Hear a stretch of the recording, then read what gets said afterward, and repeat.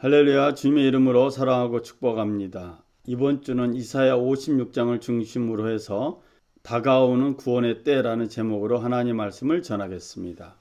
이사야서의 마지막 11장은 다양한 사람들로 이루어져 있습니다. 바벨론 포로에서 돌아온 사람들, 바벨론 포로로 끌려가지 않고 유다 땅에 남아 있었던 사람들, 그리고 바벨론 포로에서 돌아올 때 이스라엘 백성과 함께 왔던 이방인들, 예루살렘 성전과 예루살렘 성읍 재건 공사에 참여한 외국인들, 이처럼 다양한 사람들이 모여있는 시대였습니다. 이 시대에 하나님은 혼돈과 혼란의 시대에 이스라엘 백성들에게 새로운 시대를 맞이하라는 의미로 이렇게 말씀하셨습니다. 너희는 공평을 지키며 공의를 행하여라. 나의 구원이 가까이 왔고 나의 의가 곧 나타날 것이다. 공평을 지키고 공의를 철저히 지키는 사람은 복이 있다. 안식일을 지켜서 더럽히지 않는 사람, 그 어떤 악행에도 손을 대지 않는 사람은 복이 있다 라고 말씀하셨습니다. 기원전 538년에 유다 사람들이 자기 땅으로 돌아오게 될 것이라고는 상상도 못했을 것입니다. 새로운 시대, 즉 다가오는 구원의 때를 예상하지 못했던 하나님의 백성들에게 오늘 이사야서가 말씀하신 것처럼 어쩌면 오늘 우리에게도 새로운 구원의 때를 준비하라고 말씀하고 있는 것 같습니다. 첫 번째로 다가오는 구원의 때는 정의를 지키며 의를 행하는 것입니다. 즉 기존의 관념이 깨어지는 시대입니다. 이사야 56장 4절 이하에 보면 비록 고자라 하더라도 나의 안식일을 지키고 나를 기쁘게 하는 일을 하고 나의 언약을 지키면 그들의 이름이 나의 성전과 나의 성벽 안에서 영원히 기억되도록 하겠다. 아들, 딸을 두어서 이름을 남기는 것보다 더 낫게 하여 주겠다. 그들의 이름이 잊혀지지 않도록 영원한 명성을 그들에게 주겠다. 우리는 신명기 23장 2절 이하에 외국인이나 거세된 남자, 고자들은 전적으로 예배에 참석할 수 없다는 규정을 잘 알고 있습니다.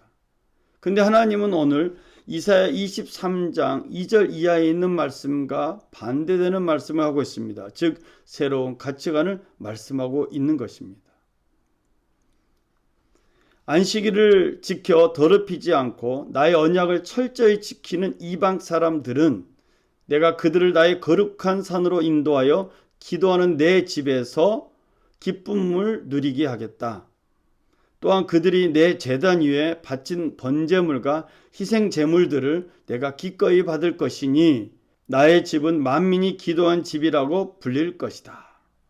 이사야 56장 6절 이하에 하나님 이렇게 말씀하고 있습니다.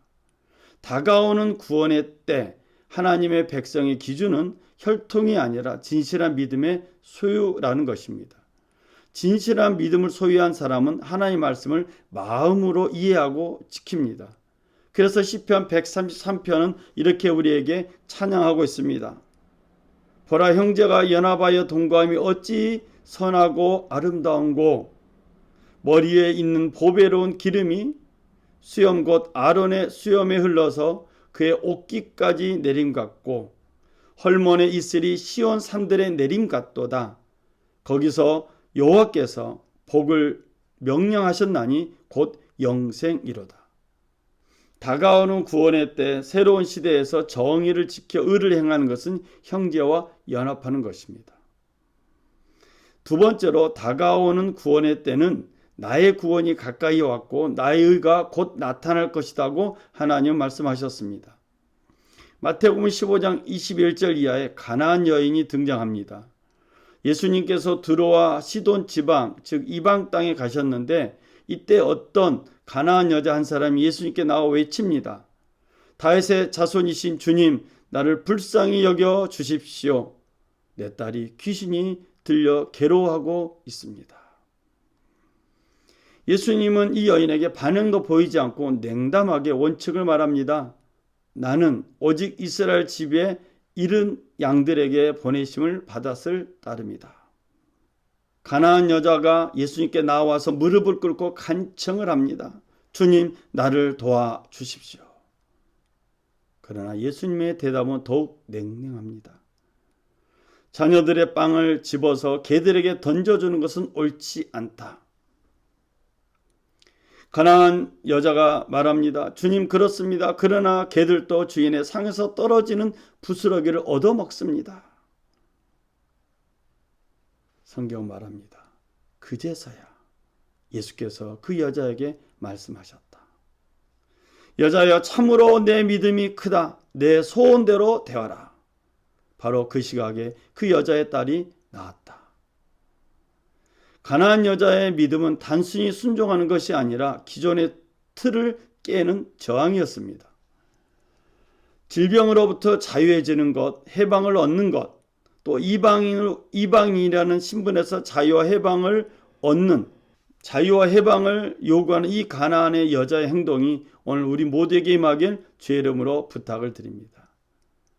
다가오는 구원의 때에 하나님의 구원이 가까이 와서 하나님의 의가 우리 평화의 공동체에 나타나길 주의 이름으로 축원드립니다. 세 번째, 다가오는 구원의 때는 공의를 철저히 지키는 사람이 복이 있다고 말하고 있습니다. 이사야 56장 2절에 공평을 지키고 공의를 지키는 사람은 복이 있다. 안식일을 지켜서 더럽히지 않는 사람, 그 어떤 악행에도 손을 대지 않는 사람은 복이 있다 라고 말합니다. 즉, 공의를 철저히 지키는 사람은 그 어떤 악행에도 손을 대지 않는 사람입니다. 창세기 39장의 요셉과 같은 경우입니다.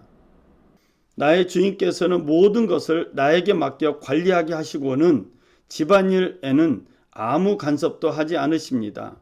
주인께서는 가지신 모든 것을 나에게 맡기셨으므로 이 집 안에서는 나 위에는 아무도 없습니다.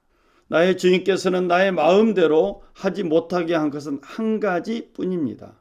그것은 마님입니다. 마님은 주인 어른의 부인이시기 때문입니다. 그런데 내가 어찌 이런 나쁜 일을 저질러서 하나님을 거역하는 죄를 지을 수 있겠습니까? 요셉은 그 여인과 함께 침실로 가지도 않았을 뿐 아니라 아예 그 여인과 함께 있지도 않았다라고 성경은 기록하고 있습니다.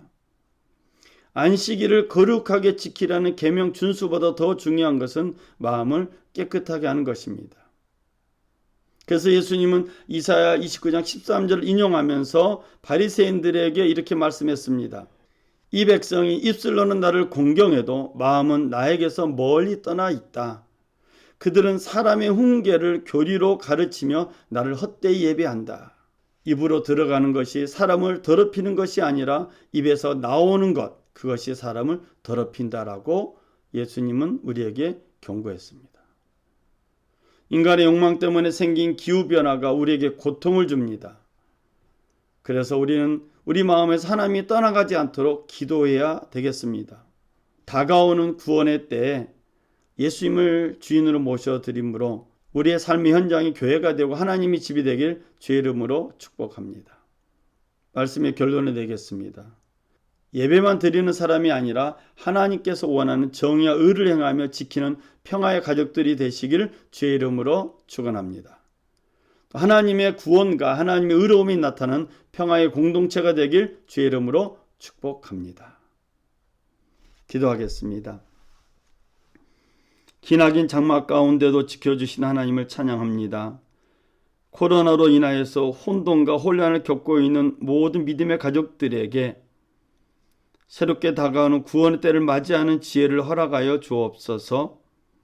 말씀을 마음으로 이해하여서 그 말씀을 지켜 행할 뿐만 아니라 열매를 맺어 하나님께 영광 드리는 우리 평화의 가족들, 믿음의 가족들 되게 하여 주옵소서.